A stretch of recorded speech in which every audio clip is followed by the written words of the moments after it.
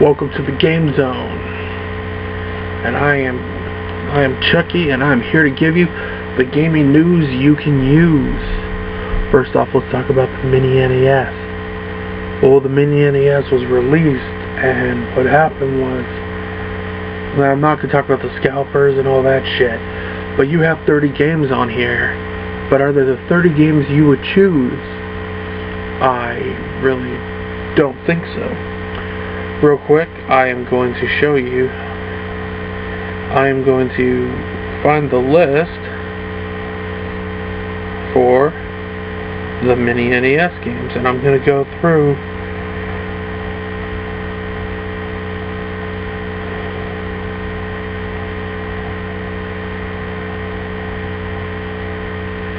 what I think the game, if my view on the games.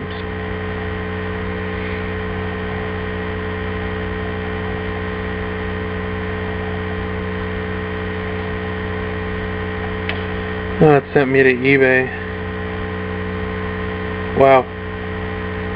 Some people. So, it's just weird that people are jacking up the price so high. I didn't even know their first listing for eBay was $4 million. I'm like, really? First off, just to let you know, most of these games is you can actually get these games anywhere. Most of these games aren't that expensive.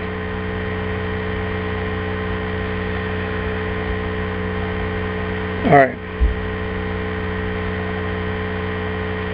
So, first off, you have Balloon Fight, which I've never played, but I've seen people play where you shoot balloons at each other. I think that game just sounds fucking stupid. You have Bubble Bobble, which I have played before. It's really cool. It's like an early... You like two little dinosaurs that shoot bubbles at people or attack enemies. You have Castlevania, which is great to have Castlevania. Castlevania series is perfect. The difficulty is moderate, but Castlevania is a really good game. Castlevania 2 Simon's Quest is my favorite Castlevania game, and I know a lot of people would disagree that it even is a good game, but I think it is. You have Donkey Kong, which Donkey Kong is a really good game, and has good little... Some people are good at it, some people aren't. You have Donkey Kong Jr., which is a great successor to the original Donkey Kong. Double Dragon 2 The Revenge is the first Double Dragon game I ever played. It's a 2-player game, which I'm seeing a method in this. There's like 2 players for a lot of these. Dr. Mario, which I actually do own a copy of Dr. Mario. It's kind of like Tetris, but I think it's harder than Tetris, so that's not too bad. Excite Bike. Excite Bike is a fantastic game. You can build your own tracks. You can race. One of the early racing games on the original Nintendo, it was. Final Fantasy. Great to see that. One of the earliest RPGs I ever played. Very good. Galaga. A good shooter. Side-scrolling shooter. Very good. Very good controls. Good to have that on there. Ghosts and Goblins. I like Ghosts and Goblins. Good for the challenge. Good to try and see if you can beat the game. Ice Climber, I couldn't care less about. Kid Icarus, it's another good game. Very good side-scroller. Kirby's Adventure. Kirby is one of my favorite Nintendo games. It's just an interesting game about a big, pink, fat creature that sucks people in, and you press the down D-pad and you poop out weapons, or you can suck in enough hot air where you can fly. Mario Brothers. That's the original Mario Brothers, where you're both on there trying to get enough points. Mega Man 2. Mega Man 2 is one of the greatest Mega Man games that was ever made. Metroid. Metroid is classic. It's a classic game, a really good game. You have Ninja Gaiden. Difficult, but a very good game. Pac-Man. Pac-Man is self-explanatory. Why wouldn't you have Pac-Man? Punch-Out featuring Mr. Dream. So it's not Mike Tyson's Punch-Out, but it's the same game, same bosses. They pulled out Mike Tyson and put in Mr. Dream because the contract ran out. So you have Star Tropics, which I used to play Star Tropics. It's actually a pretty good game. Super C, for those of you who don't know, is Contra 2. I like Contra games, just not the best at them. In here you got Mario, the first one. Very good. Every gamer has played Mario, I'm assuming. Super Mario Bros. 2 USA Edition. And then you have Super Mario Bros. 3, which is the greatest Mario game ever made. You have Tecmo Bowl for you sports people. And then you have Zelda 1, and you got Zelda 2. So I think all in all, it's like you got a big collection of some really good games. You got some good games in there. You got some games I would trade out. But all in all, it's pretty good. I would have taken out like a balloon fight, and I would have put in the other Castlevania game. So that way you could have all 3 Castlevanias, all 3 Marios, all the Legend of Zelda games. It's a good console. I know it's sold out right now, but just wait, and eventually it will come out. If you just want to get these games, you can buy a lot of these games. Are going to be under 30 bucks. So don't worry, don't stress. I don't own one, so I can't give a full review on it, but I just wanted to throw out my view and opinion on the games that are on the list. Next, I'm going to talk about Call of Duty Infinite Warfare versus Battlefield 1. Now, I played both of them just a couple days ago. I think one of Battlefield 1's problems going into it, there's no difficulty setting. You're going to play this game at this difficulty, and if you don't like it, you can go fuck off. Now, the first time me playing it, I went over to a friend of mine's house, and I was playing Battlefield, and it is such a pain in the ass. Because you'll just be going, trying to get a hand of controls. I was playing multiplayer is what I started with. And out of nowhere, dude on a horse. Try again. Go, sniper. And the bad thing when you're playing the game is you have to get battle packs to unlink that you got to pay for to get medals. And in multiplayer, you can't use all the guns. Half the guns you want to use, you need to unlock. So if you're telling me that I'm not going to be able to use these guns and use this and use that, then I'm like, fuck you. Why would I play your game? And then I played the campaign, and yeah, it's very gameplay. But I think Battlefield 1 is going to lean towards a certain amount of gameplay. Now, Call of Duty Infinite Warfare, I thought this game was going to suck. I'm like, Call of Duty is going to be about crafting now, and has like an outer space theme. If anybody's ever seen like Starship Troopers, it has a Starship Troopers kind of feel to it, because you fly a ship in outer space and blow shit up. What other Call of Duty game can you do that in? The guns are freaking awesome. I love the guns. The controls are really good as well. I think this is a lot better than last year's, than Infinite War, than Advanced Warfare that came out a couple years ago. But what I really like about this game is not just that, but the zombie feels like it's its own entity. Because I think if you beat the first mission, or if you get enough points, you'll probably unlock other shit. But I was playing this amusement park zombie. You have 4 different characters. It has a really cool storyline where you're zapped into a movie, and in this one you're in the 80s, and there's like exploding clowns and good weapons, and I just think that Call of Duty found a way to be different while staying the same, which is not easy to do in the gaming market these days. So I'd give it to Call of Duty on this one instead of Battlefield. I thought Battlefield was going to be the Call of Duty killer, but it didn't happen for me. Other people might find different, but Battlefield is beautiful, has great controls, It's just my thing is the difficulty setting. If you can't change the difficulty setting, it's weak and powerless, in my opinion. You're going to alienate a lot of people. Next, I want to talk about this game that I downloaded. Okay, it's called Axiom Verge. It's been out a long time, but it was originally a PS4 exclusive, but now it's on Xbox One. So, I don't own a PS4, so I had to wait. This game is Metroid. It's Metroid.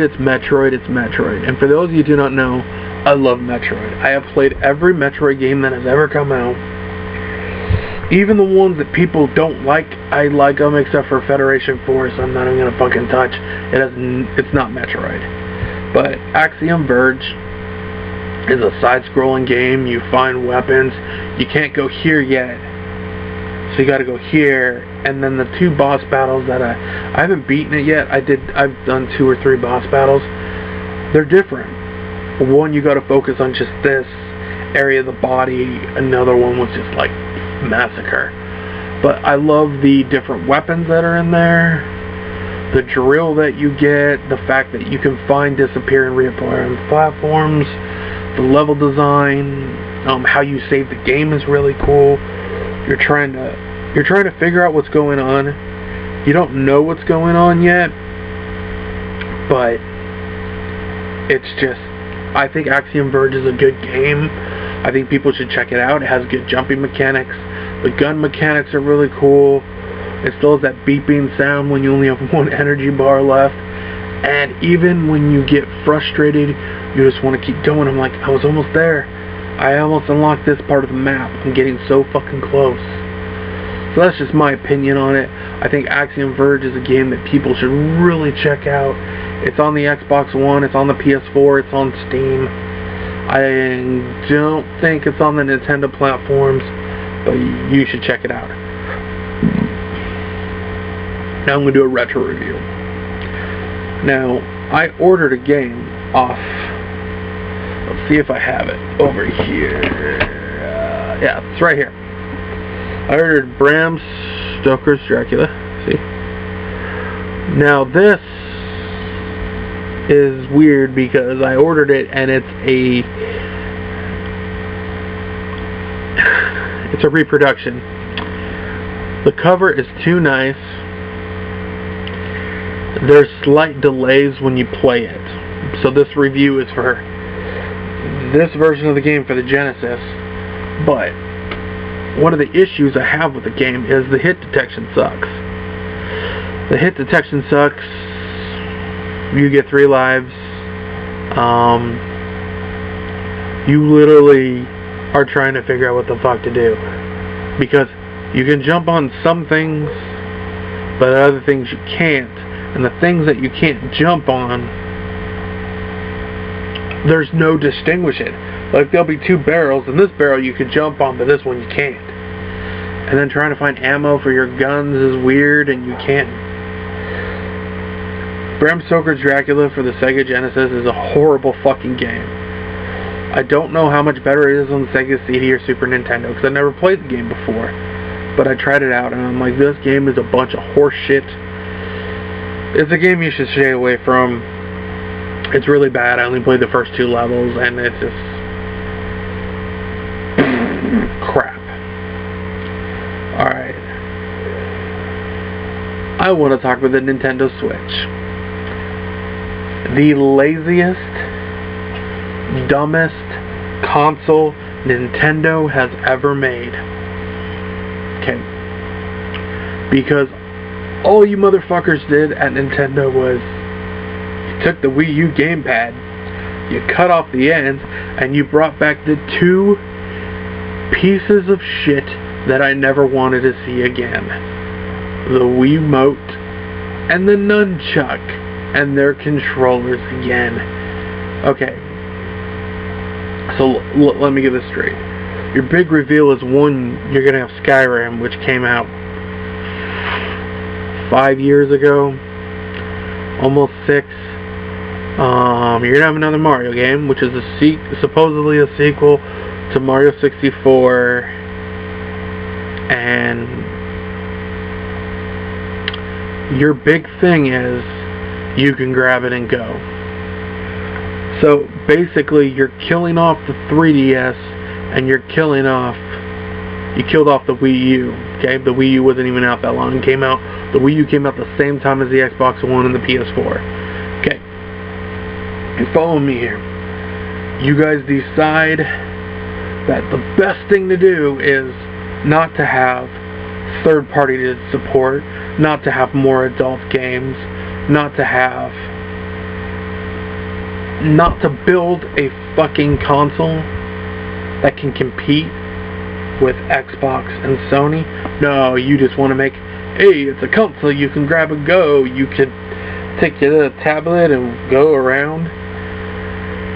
You guys suck. A year ago, I made a video about the fallen Nintendo, and then a year later, you guys cemented what I've been saying. You guys talk about innovative and all that shit. You guys suck on such a level right now. You guys are resting on your morals. You guys are making consoles that most people don't care about. I don't hear people talking about, oh, I gotta get that Nintendo Switch. No, they're talking about the PlayStation Neo that comes out next year and the Xbox Scorpio. They're talking about Microsoft. They're talking about Sony. They're not talking about you, Nintendo, because this is a dumb fucking idea. You cut down the sides so you can have controllers, but you can play it on your TV or you can play it on the go. I don't fucking care. How about just make a real fucking console? You guys have not made a real console since the GameCube. And that came out a long time ago. 2 generations of consoles ago. And now you're just washing away. Am I going to buy a Nintendo Switch? No. I won't. But I will buy the new Xbox One, or I might just buy a new PlayStation 4. So y'all can kiss my ass. Anywho. Something I also wanted to touch on was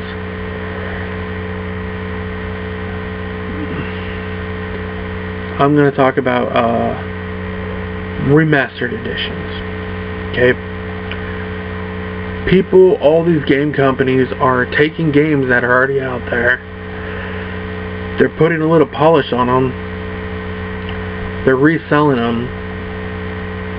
And they're expensive. But they're the same game. Now, aside from Duke Nukem 3D World Tour, the 20th anniversary, where they put new fucking levels on the game, you have the BioShock collection, which I don't need to buy because I have BioShock 1, 2, and 3. There's nothing new to them. They just have all the DLCs. Dead Rising 2, I own. I don't need it. Dead Rising 1, I own it. I don't need it. Okay? They have Call of Duty Modern Warfare 4 Remastered. I already have it. Why would I remaster and get it? A friend of mine, we went to Fred Meyer's and he bought Batman Return to Arkham. Even though Return to Arkham only has Arkham Asylum and Arkham City. Well, what about Arkham Origins? Arkham Origins Blackgate and Arkham Knight. They're not on there. But I saw him play it, and I'm like, this game actually doesn't look any better than it does on an Xbox 360. So you know what I did? I went to the store and spent $7 instead of $60. And I got Arkham Asylum Game of the Year Edition. Okay? Everybody right now is going gaga over Skyrim, the Remastered Edition, because you can play it on Xbox One and PS4, and you can use mods. It's the same game. The same boring, drug out piece of garbage that it always has been. I am not a Skyrim fan, but why would you go out and buy a game that is exactly the same as the one you already have? Why? So you can upgrade and the graphics look a little bit better. Well, if you're going to add something, add like more levels, more content into the game. There's no reason to re-release games. Unless it's something special, like if it was like a Doom Anniversary Collection that has all the Doom games. Or Duke Nukem 3D did the right thing and they added more stuff to it. They got the original game designer to come back and do 4 more levels for the fans. But these other games, it's like, why? Like Marvel Ultimate Alliance 1 and 2. They remastered it, put it on Xbox One, and they don't work. They're glitchy, they're glitchy, they're shoddy. It's just not really worth it. It'd be like if you say, I'm gonna put Fallout 1 on Xbox One. It wouldn't work. There's no reason to do it. That's my rant about that. Next, a trailer dropped for Mass Effect Andromeda. I am so excited for this game, and it looks really fucking cool. I've watched a couple interviews, but my thoughts are, I can't wait for this game to come out. I love Mass Effect 1, 2, and 3. I think they're all good games. People hate Mass Effect 3 for the ending. I'm like, Shepard went out on a note. You can't keep a character alive forever. And Shepard died in Mass Effect 1, died in Mass Effect 2, died in Mass Effect 3. I don't know what the big fucking deal is. But what's really cool is it's 500 years later. There's going to be a lot different stuff in there. It's going to be more sandbox, more open world. You got a different ship. You're going to be in a different area. So you're not going to be by the Citadel and in the Milky Way galaxy. You're going to be in different spots. So I think for that element, it's really cool. So I can't wait for Mass Effect to come out. There's not a lot of details, but it's gonna be awesome. Now let's talk about Diablo 3 being revamped. So BlizzCon happened, and there was so many rumors that there was going to be a Diablo MMO, or there was going to be Diablo 4 is going to be announced. No, Diablo 3 is getting new content, is what's happening.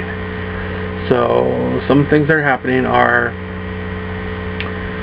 you can play Diablo 1 and Diablo 3. There's going to be a way for you to go back to the original game with Diablo 3 graphics, and you can play Diablo 1. Which I think sounds really cool, because there's a lot of people that haven't played the first Diablo. See where the franchise started. Granted, your movement's going to be restricted, because that's how it was, and they're trying to make it as close to the original as possible. So that's something cool. But the thing that really interests me is, the whole time I've been playing Diablo 3, I'm like, man, I wish there was this one class in there. And it's the whole reason why I went on Blizzard.net, Blizzard.com, and I bought Diablo 2 again. The Necromancer. They announced they're bringing the Necromancer in, and it's going to be full-on Necro. Instead of a wand this time, you got a scythe, and you can use exploding corpses again, and skeletons, and golems, and everything. In the original, in Diablo 2, the Necromancer was the most badass fucking character on the fucking planet. It was fucking awesome, kicks ass, all that shit. So I'm very happy they're bringing it back. I do hope they're doing a Diablo 4. But remember, everybody, Diablo 2 to Diablo 3 took 12 years.